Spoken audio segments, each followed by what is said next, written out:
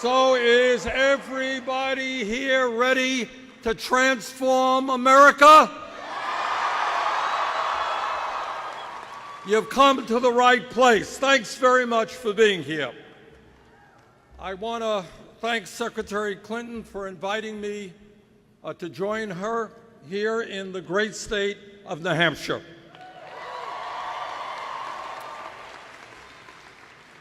And today, I am asking all of you to think big, not small.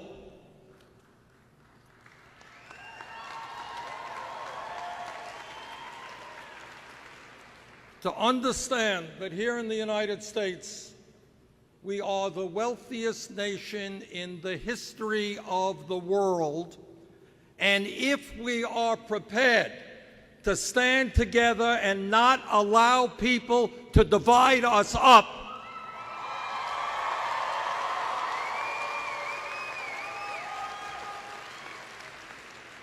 if we are prepared to stand up to powerful and wealthy and greedy special interests, there is nothing that we cannot accomplish, no goal that we cannot achieve, and that includes making fundamental changes in the way we fund higher education in our country.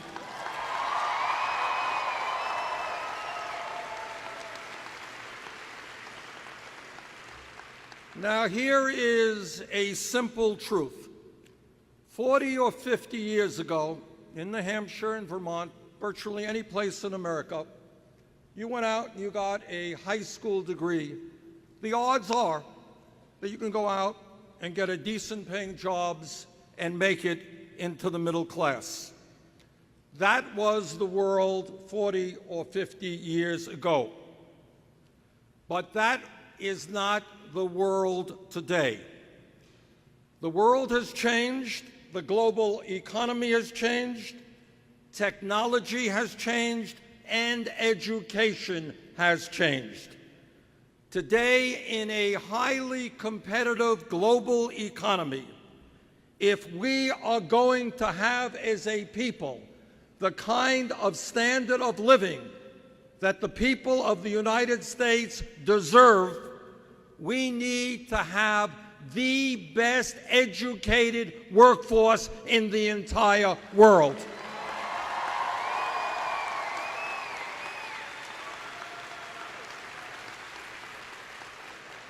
But let me be very honest with you and tell you that sadly that is not the case today. Our nation used to lead the world in the percentage of young Americans with college degrees. We were number one. Today, we are number 15, and that is not acceptable.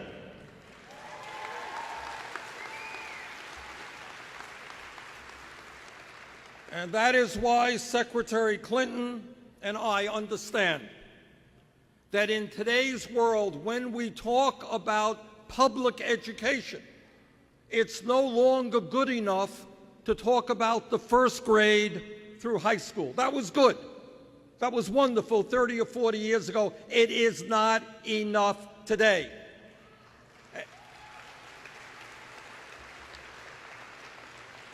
And today, when we talk about public education, it must mean making public colleges and universities tuition-free for the middle class and working families of this country.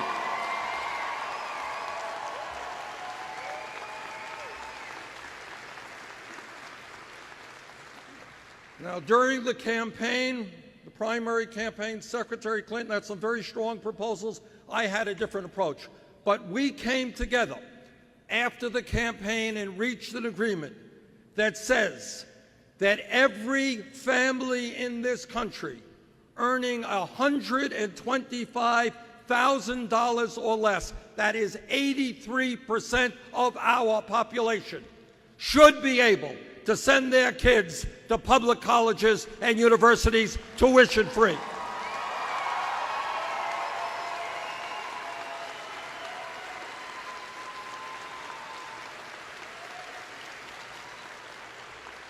And make no mistake about it, this is a revolutionary proposal for the future of our country with wide-reaching implications.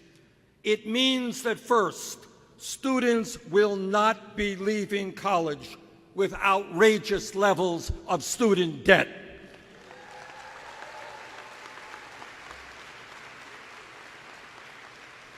I went all over this country during the campaign, and I talked to too many young people and people who were not so young, who were paying off student debts of $30,000, $50,000, $100,000, and in some cases, it was taking them decades to pay off those debts. I want young people to leave school excited about the future, the new businesses they'll open up, getting married, having kids, buying a house, not being saddled with tens of thousands of dollars in student debt.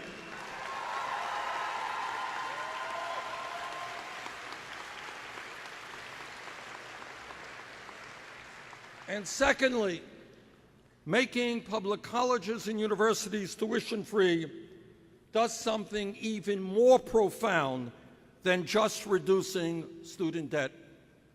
In my state of Vermont, here in New Hampshire, and throughout this country, there are millions of low-income and working-class families with kids who don't know anybody who graduated college.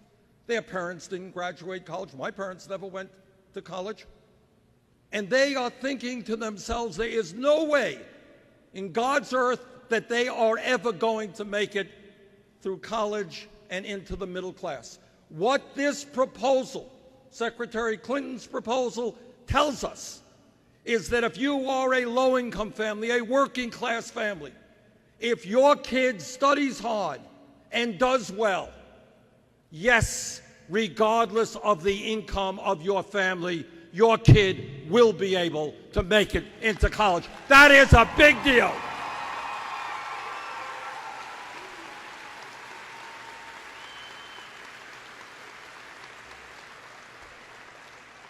Today, hundreds of thousands of bright and qualified young people do not get a higher education for one reason and one reason alone: their family lacks the income. That is unfair to those families. It is unfair to the future of this country. How many great scientists and engineers and teachers and police officers are out there who will never get a chance to do what they could do because of lack of income of their families? Secretary Clinton and I are going to change that. If you have the ability, you will be able to get a college education.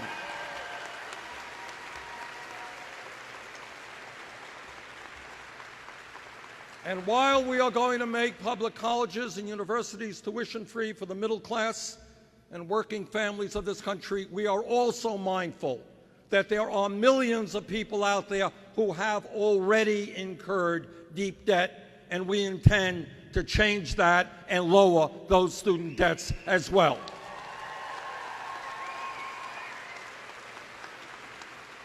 It makes no sense to us that when you can go get an automobile loan, refinance your home for 2%, 3%, 4%, that there are millions of people stuck with interest rates on their student debt at 6%, 7%, 8%. People should be able to refinance those debts at the lowest interest rates they can find.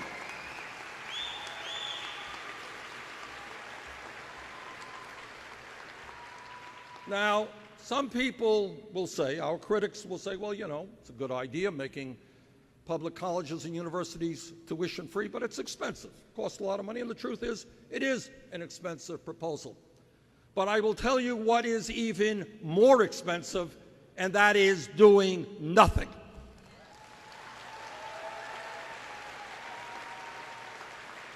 We must invest in our young people and the future of this country. And I will tell you something else, that at a time when we have massive levels of income and wealth inequality, it is absurd, it is disgraceful for Donald Trump and his friends to be talking about hundreds of billions of dollars in tax breaks for the top 1%.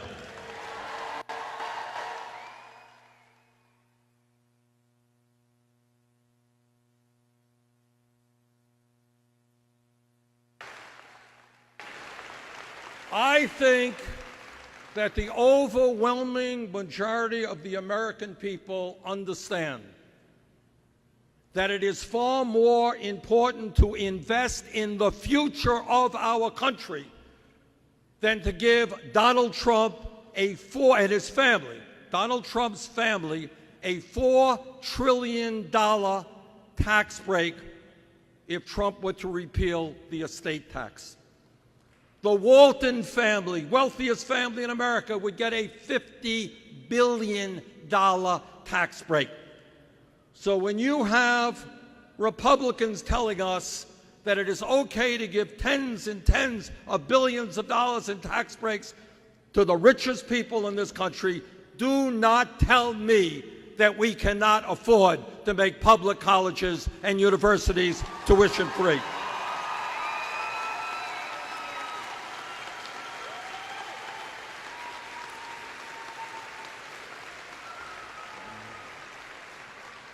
All of you know that New Hampshire is a battleground state. All of you know that this is a very tight election, and in fact, New Hampshire could decide the outcome. So I am asking you here today not only to vote for Secretary Clinton, but to work hard to get your uncles and your aunts, to get your friends to vote. If anybody tells you that this election is not important, you ask them why the Koch brothers and Sheldon Adelson and other billionaires, why they are spending hundreds of millions of dollars to elect their candidates.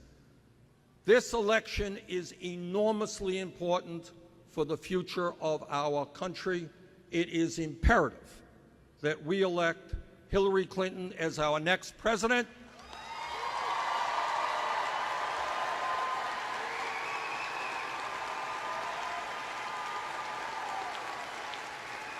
And with that, let me introduce the next president of the United States, Hillary Clinton.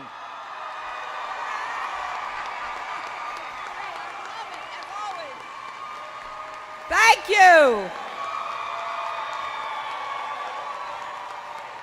Thank you all so much. It is great being here on the stage at UNH with my friend Bernie Sanders, one of the most passionate champions for equality and justice that I have ever seen, and someone who I am looking forward to working with to get the kind of agenda through our Congress that will begin to make our country stronger by providing the kind of support that working families and middle-class families so richly deserve. You know, Bernie's campaign energized so many young people, some of you in this crowd.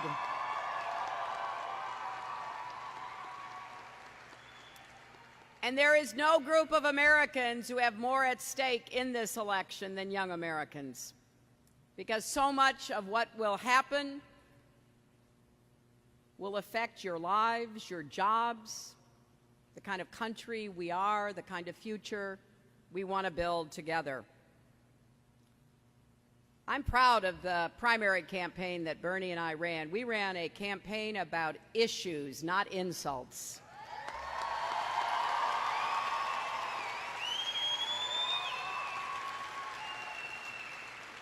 And when it was over, we began to work together to try to figure out how we could take the issues we agreed on and come together, knowing we are stronger together, to come up with specific policies in education, in health, and so much else.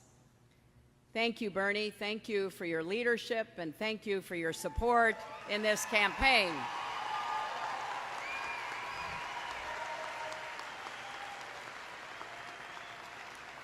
Now, we're going to need some help in Washington. And I hope New Hampshire will send your now governor, Maggie Hassan, to Washington as your senator.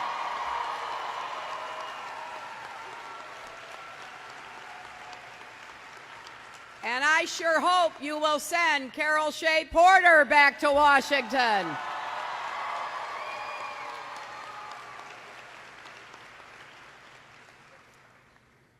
Isn't this one of the strangest elections you've ever seen?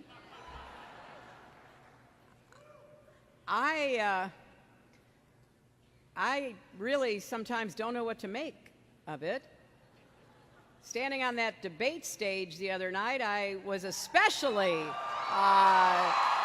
thinking about that.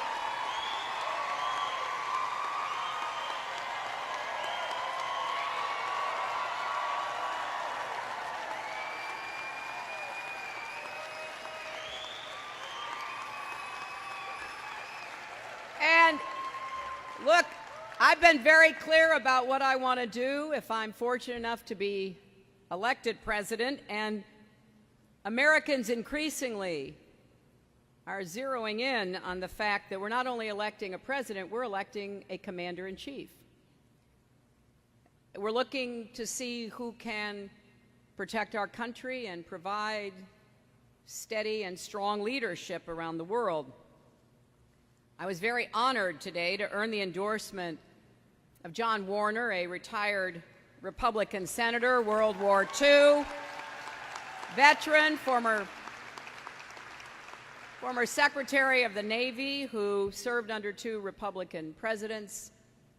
I served with him on the Senate Armed Services Committee, and I have the deepest respect for his patriotism, and it's a great honor. He's never endorsed a Democrat for president before.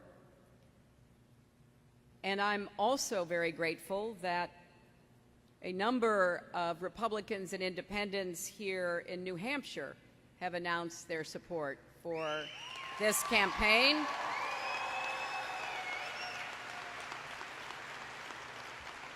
In fact, it is really an extraordinary honor that 150 Republicans here in New Hampshire are supporting this campaign because they understand how high the stakes are. The next 40 days will determine the next 40 years. So I'm going to close my campaign the way I started my public service and my career, fighting for kids and families. That's been the cause of my life, and it will be the mission of my presidency.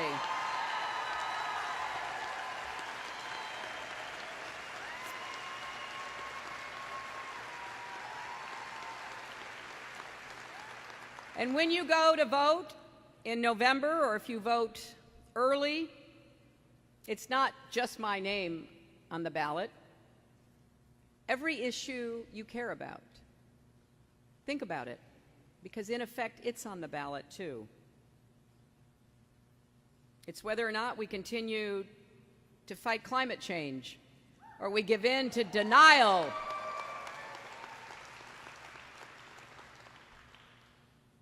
This is a big deal.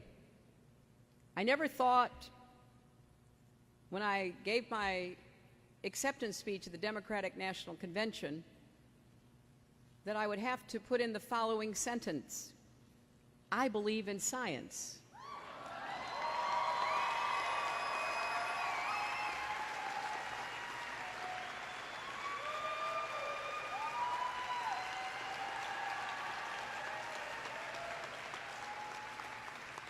And climate change is real, it's serious, and we have to be united and committed in addressing it. I never thought I'd hear someone running for president, my opponent, who says he wants to appoint Supreme Court justices who would overturn marriage equality and turn the clock back on LGBT Americans, overturn a woman's right to make her own health care decisions, and reverse that fundamental right, and so much more. So there's a lot at stake, and that's why some of the analysts are saying more Americans will vote in this election than ever before. We had more people watching that debate than any presidential debate before.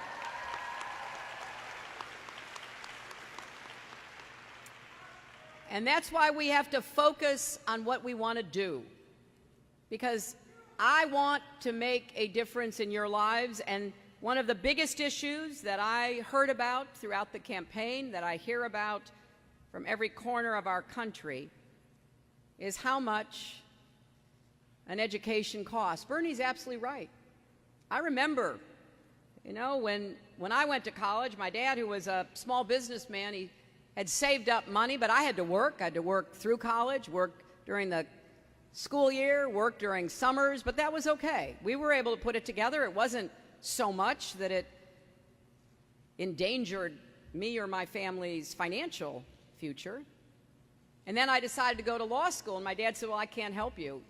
We're done. We can't help you. So I kept working. I got a small scholarship, but then I took out loans. And I paid those loans back.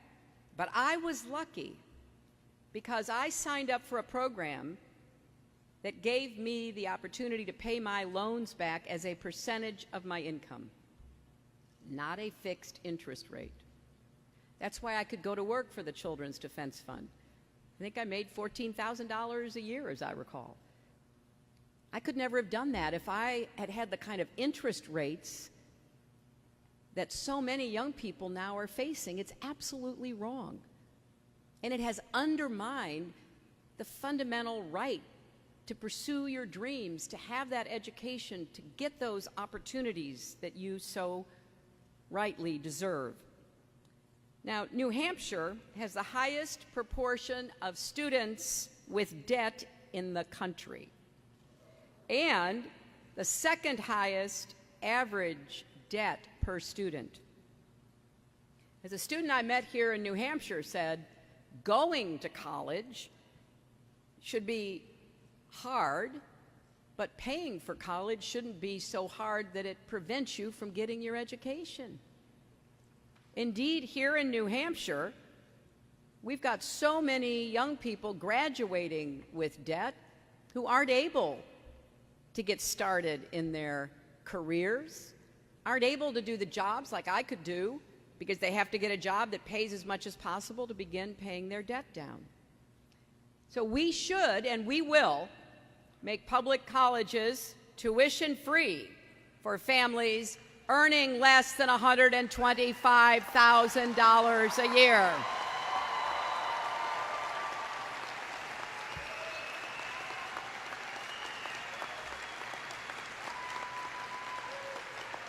And if you already have student debt, like so many students have here in New Hampshire, we will help you refinance it. It is absolutely outrageous that you cannot refinance student debt. And it is even worse that you're being charged interest rates that are so much higher than anything that anybody else is paying to buy a house, to buy a car, to borrow money for a business. I don't know how we got to where we are, but we are going to fix it. This is wrong. It's wrong for students, it's wrong for families, and it's wrong for our country.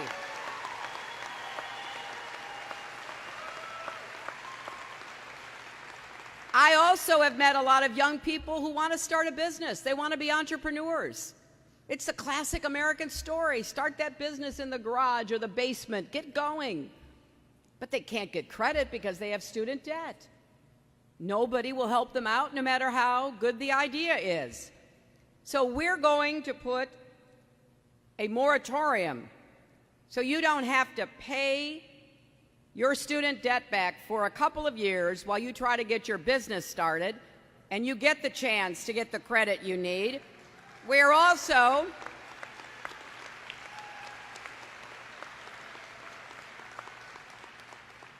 going to provide loan forgiveness for people willing to go into public service or national service.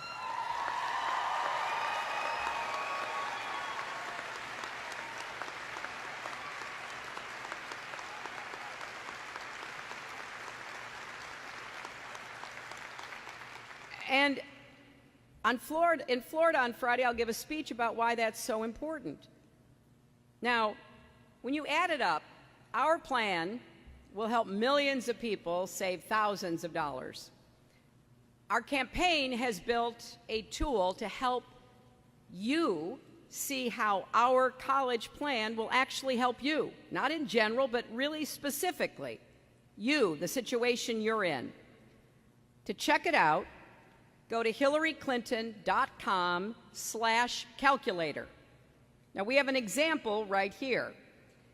And this presentation is what you can see when you go to our website. You can say, I have student debt. You can say, I'm planning for college. You can put in what your annual household income is, how much you will save. And we are trying to make it as specific as possible, because I don't want anybody to miss out on what this plan can do for you. You can choose whether you have student debt. I met a young woman just yesterday in North Carolina who said, nobody really explained to me and my family what I was getting into. I hear that so much. You know, these financial aid forms, one's called FAFSA. It takes forever to fill out. And at the end of it, you really don't know what it means. Well, we're going to be really explicit. You know, we do have technology in America, and we ought to use it more to help people understand what they're getting into and to provide alternatives so that they don't make the wrong decisions for themselves.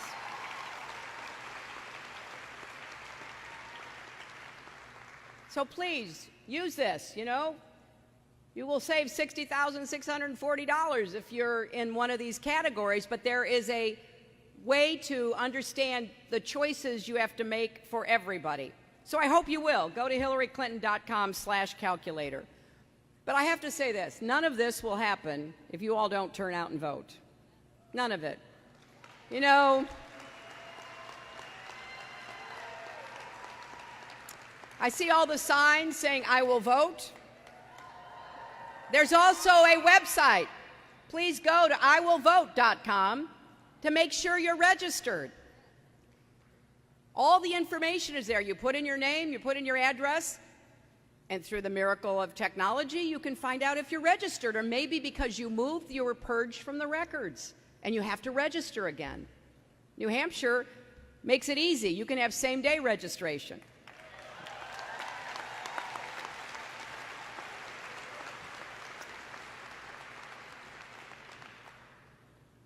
So both Bernie and I are excited about what we can do together. I am really looking forward to working with him and other strong Democrats and Republicans who want to help solve problems again in America.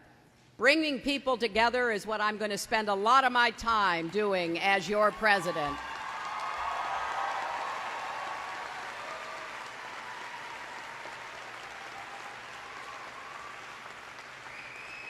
And if you've had a chance to see or meet my running mate, Tim Kaine, you know how hard he'll work to get things done and make it a high priority to produce results. So we're going to move now to the panel, and I'm very pleased to have Mary Jo Brown moderating, along with Doug Martin, who you heard from earlier. I know they've collected up questions from the crowd, but I will end by saying that I'm excited about what we can do to make college affordable, and especially, as Bernie rightly said, open the doors to families and young people who have been left out. We also want to make Pell Grants, once again, available year-round.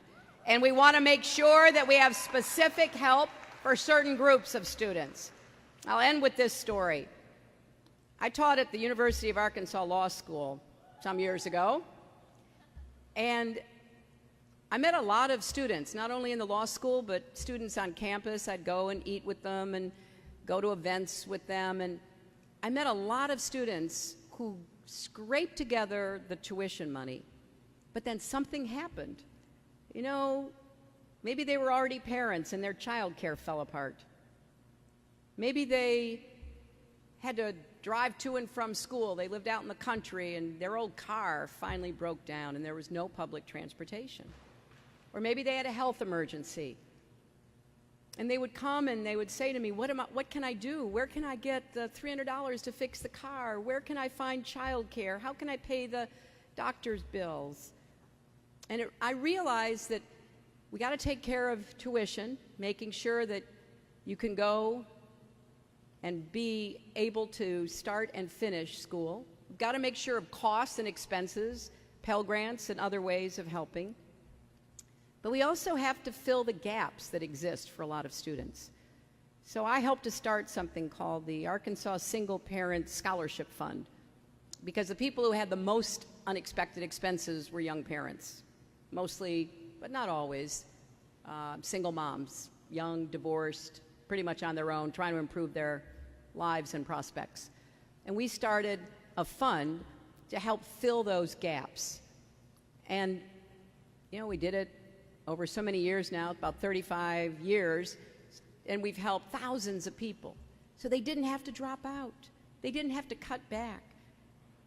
That's what I want for our country again, where we're helping each other, where we're reaching out and giving everybody a chance, and yes, sometimes a second or third chance, to make the most of their lives, to pursue their dreams. I think the American dream is big enough for everybody, and education is absolutely essential to it. So please make sure you come out and vote in this election. Thank you all.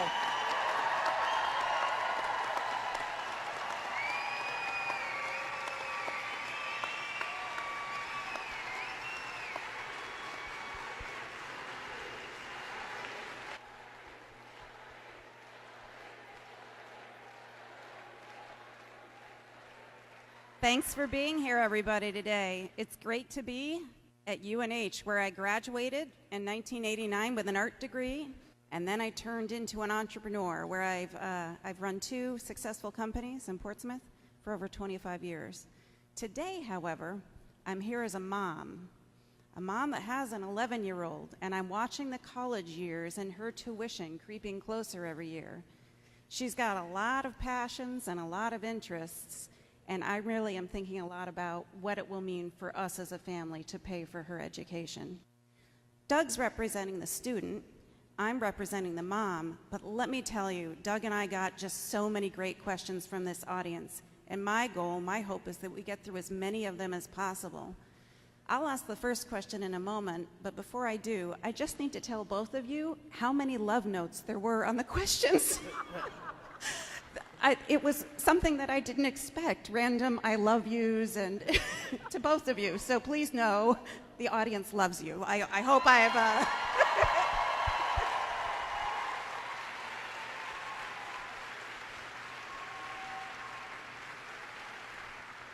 And now for the first question from me and about my daughter Haley. How can New Hampshire's education system, K through 12 and higher ed, do a better job of aligning my daughter's interests with her future career? Well, I'll take the first stab at that. Your daughter's name is Haley? Well, I think for me, we've got to start looking at education as lifelong learning. And that needs to start in the earliest years of life. If we do a better job of working with families, after all, families are a child's first school, and parents and grandparents are a child's first teachers. If we do a better job helping to encourage and model and support children from literally 0 to 5, and I support universal pre-kindergarten, because the more opportunities kids have, the better. And in families like Mary Jo's or mine or Bernie's, you know, we really spend a lot of time talking to our kids, reading to our kids. Well, I want every family to understand that's literally building a child's brain. 80% of your brain is physically formed by the age of 3. It's also building a vocabulary which serves as the foundation for learning in school, so that by the time somebody enters public school, enters kindergarten, first grade, there's not going to be such a big achievement gap. Kids are going to have a better chance to begin that process of learning. I want kids in every zip code to have good teachers and good schools that are modern, that are up to date. And we have a big digital gap. You know, it's hard to think about aligning interests if you're in one of the 5 million homes in America that have no internet. And so we've got to do a better job of making sure every child has access to technology, because that is how people learn and how they get information today. And then we've got to be sure that in school we recognize not every child learns the same way. Right? Right? And you know, a lot of our schools and a lot of our teachers are really good at this. But unfortunately, in many places, there's an expectation that there's one way to learn, and I think there's been too many tests and not the right kind of tests to actually determine how people are learning and what they're learning. And because people learn differently, I think we made a mistake taking what used to be called vocational education, I call it technical education, taking it out of our high schools. We took it out, and that really sent a signal to a lot of our young people, well, hey, what they're interested in, what they're good at, how they learn is just no longer available to them. I'd like to bring back technical education into high schools. I would like to do more to connect our high schools up to community colleges so that while you're still in high school, you can even go to community college, you can get credentials, you can get credit for going to college. And I think if we recognize that each child really is unique and there are many different ways of learning, we can do a better job of aligning that, Mary Jo, and we can find out the talents. And I guess the final thing I would say is a lot of schools have lost so many of the extracurricular activities that used to allow kids to find themselves and express themselves. Theater and art, as well as technical education, have been eliminated from a lot of schools.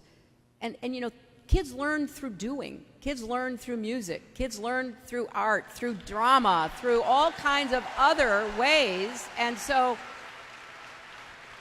making sure we have those opportunities for more kids, and then opening the doors to higher education. You know, we also want to make community college totally free. Community college, which should be the additional 2 years on top of elementary and secondary school. And then, of course, we're going to work to make sure that it's tuition free for as many American families and young people as we can reach. So I think if we begin to really look at this as a lifelong learning experience, and we have more on-ramps and off-ramps and return ramps so that even adults can go back and learn, and while they're learning, maybe earn at the same time in apprenticeships and other training programs, we'll get a 21st century education program. And we need to do that, because really the future is going to depend upon whether our young people have the skills and the education that they need.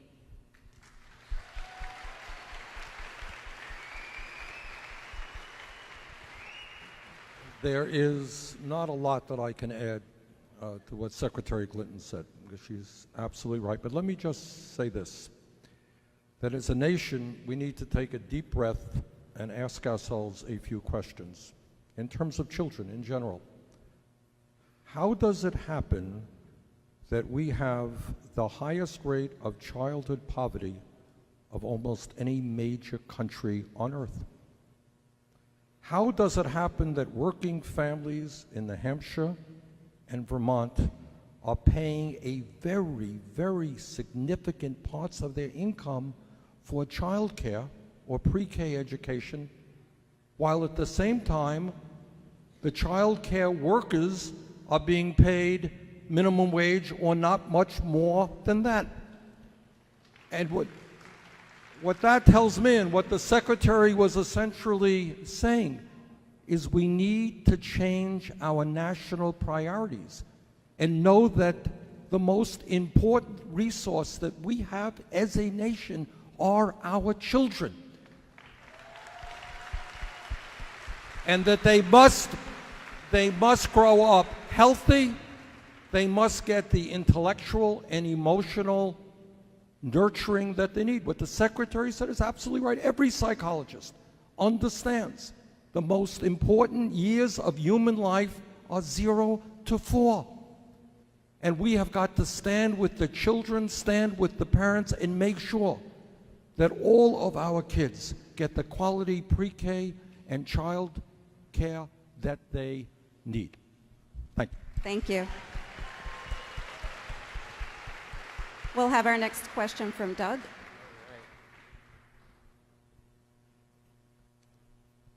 So this is a question from the audience. How will your plan affect current college students? Well, as soon as we can get it passed, it will affect all students. And it will also affect debt that current college students are having to take on. Right now, we have so many students who are in the midst of their education. They're in college. A lot of them are working jobs to be able to afford to be in college, but they still can't get by, so they're taking on more debt. So in two ways, we're going to begin to reduce costs for everybody in college, about to go to college, and we're going to take on existing debt, because under our plan, there's not going to be future debt if we do this right.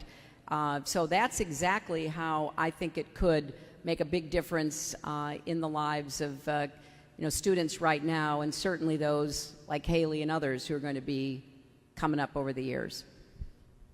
Let me just add to that. I am a member of the Senate Health, Education, and Labor Committee, and this legislation will go through that committee. And I can assure you, make no mistake about it, that I will work with President Clinton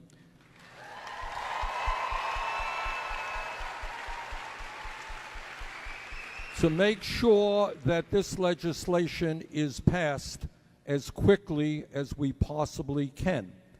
And to make that happen, we need your help.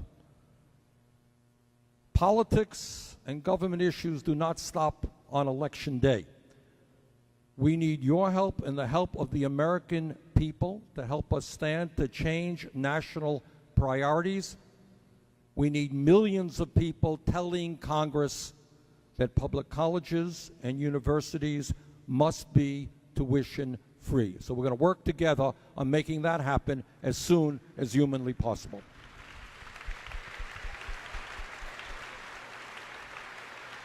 Our next question from the audience for both of you is, how will the debt-free college plan affect private colleges versus public colleges?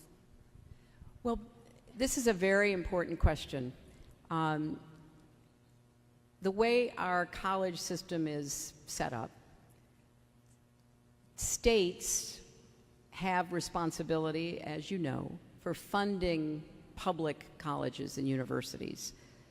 Now, both public and private colleges and universities get some federal aid. But our challenge is how we first deal with public colleges and universities in terms of making it tuition free. And we also have more leverage, because as Bernie just said, it's not only putting pressure on the Congress, we also have to put pressure at the state level. Because why are we in the situation we find ourselves today when it comes to public colleges and universities? In part because states have cut back on their contributions to public colleges and universities, which in turn has forced boards of trustees and administrators to raise tuition. So this is a partnership. We are setting this up to work with states and to make it clear, it's kind of carrots and sticks, that states that are willing to work with us to increase their contributions will be rewarded by this program. And states that are not, we think, will be under political pressure to do that. The private schools will benefit directly from the debt repayment programs. Because if you go to a private college or university and you take out debt, you take it out from the same programs, from government programs, from private programs. So students will be benefited directly in that way to get existing debt paid down. Now, ultimately, I would also like to see private colleges and universities taking a hard look at their costs. I mean, we hope that this will launch a serious discussion about what are the most important parts of a college experience that should be supported both in the public and the private systems. And that everybody, people in administration, people who are alumni, everybody will say, hey, let's try to prioritize here about what it is we need to invest our money in. And we think that will help begin to reduce costs on the private side as well. But private college and university students will absolutely benefit from paying down and refinancing and getting out from under student debt. Thank you. Doug has our next audience question. All right, so this is also from the audience. How will your plan help those who have double-digit interest rates? Well, I think, as the Secretary and I have both said, it is absurd that right now there are people in this country paying 10% interest rates on their student debt when you could refinance your home for 3% or buy a car at 2%. Makes no sense at all. So what this plan says is you can go out and refinance your debt at the lowest interest rates you can find. And this will mean for many, many people a substantial reduction in their interest rates and significant reductions in what they have to pay off in terms of their debt. Absolutely. Now, I want to just add to what the senator said that we are going to end the federal government making money off of lending money to students to get your education. And we think if the federal government's going to be involved, it ought to be a sort of revolving fund, paying out without making money off of it, and then as it's paid back at low interest rates, paying out again, keeping the virtuous cycle going. But I know, you know, Senator Sanders and I had exactly the same experiences out on the campaign trail. I mean, I would say to groups like this, who has student debt? In fact, let's do this right now. Who has student debt? Okay, look at all those hands. Does anybody here know, do you have an interest rate, let's say 8% or higher? Okay, look at all those hands. We've had, in effect, 0 interest rates for 8 years. It's outrageous. And it's really so unfair. It makes me furious that young people and their families have been told the only way they can borrow money to go to college, that's really their collateral. They're signing up, they're doing the work, they're trying to get ahead, but the only way they can do it is to sign up for loans 8, 10, 12%. I think the highest I ran into, Bernie, was 14%. And I just, my heart broke for this young woman because she's going to be paying that back until she's a grandmother. And that is just so wrong. You know, when I was here in New Hampshire, I don't know if anybody in the audience is having this experience. I ran into a woman. She said, Bernie, I'm not just paying off my kids' student loan, I'm still paying off my own student loan. Now, the Secretary made a point earlier, which, as politicians do, is worth repeating.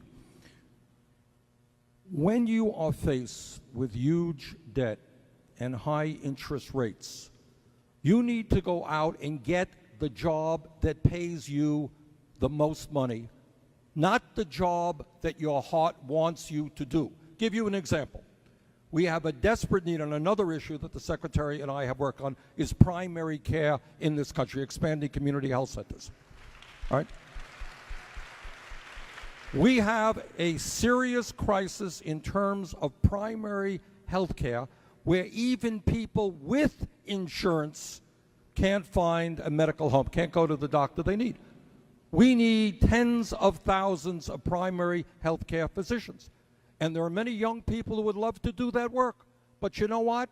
It doesn't pay as much as other types of work in medicine. So you have people who want to be primary care physicians, can't do that. Can't be dentists in underserved areas working at a community health center because they're paying off $300,000 in debt for a dental school degree.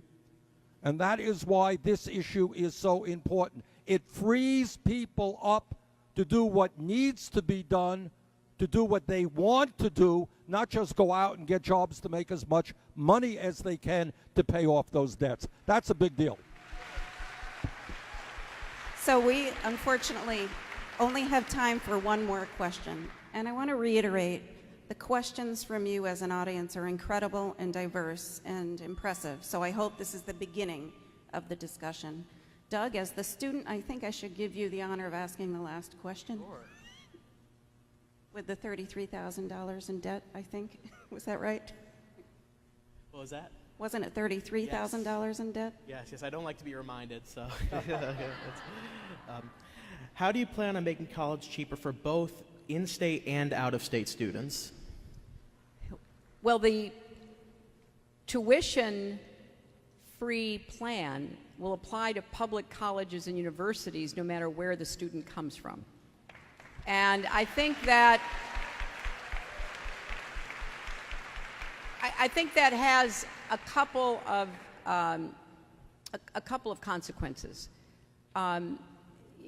You know, because tuition has increased so much, a lot of colleges, public colleges and universities, have been recruiting not just out-of-state students, but out-of-country students, because they will pay so much more. That then reduces the number of in-state students whose families have lived here, have paid taxes here, and thought they would go to their state college or university. So part of what we hope will happen here is that there will be actually more room in the public colleges and universities for in-state students, and then whatever the percentage is for out-of-state students, it will not have the kind of impact that would decrease the number of in-state. Because if you're trying to figure out how to get to that budget, you're going to be looking for people who pay more, and that's usually out-of-state and even out-of-country people. But I just want to finish an additional thought about Bernie's last point.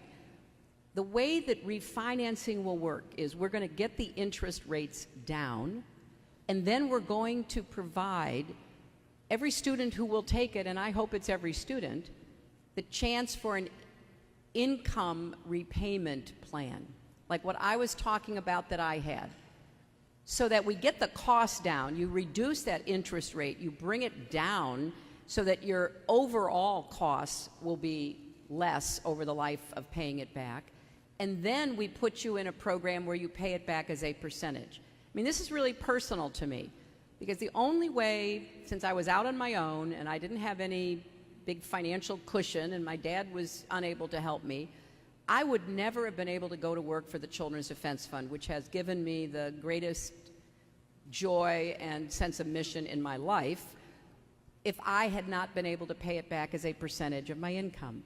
Just like so many of my other friends, they got out of law school, they went to big law firms. Whether they wanted to or not, they had to in order to pay back their loans. So we think this will be liberating and empowering.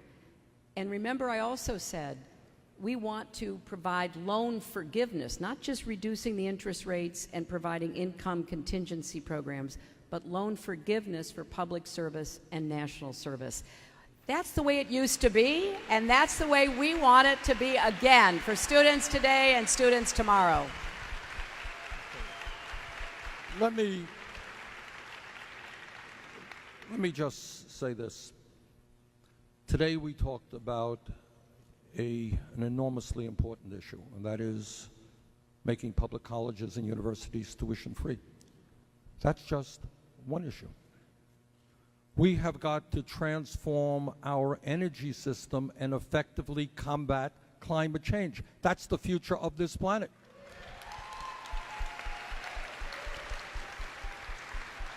We have got to rebuild a crumbling infrastructure. We've got to raise the minimum wage to a living wage. We have to have pay equity for women.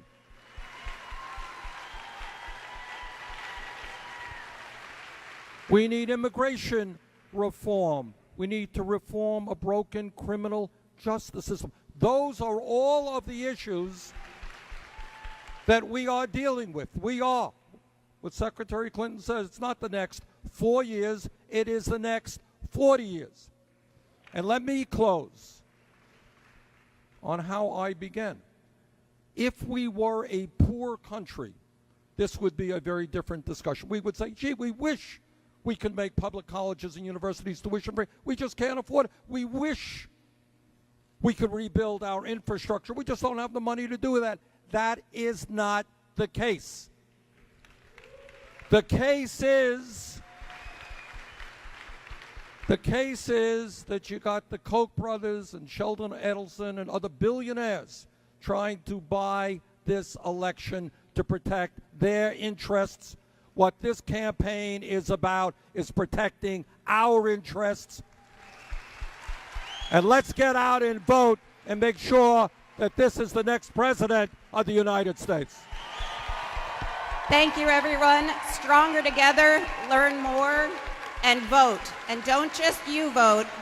Bring 3 friends to vote. Thank you for being here.